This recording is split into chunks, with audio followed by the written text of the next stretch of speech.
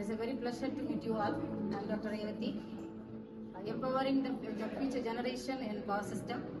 I have completed my UG in Annamalai University in the year of 1996, PG in Government College of Technology in the year of 2009, and PhD in the year of 2021 in the topic low frequency control in multi-area power system.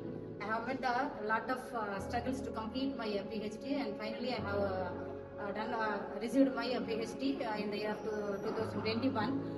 I have more than 20 years of experience in teaching. My walkthroughs are, I have published more than 15 papers in SCA and Scopus, and published more than 10 patents. I have empowered you for UG and PG students projects, nearly 100. And strength of mine is to inspire and motivate the students to achieve their career goal and aim.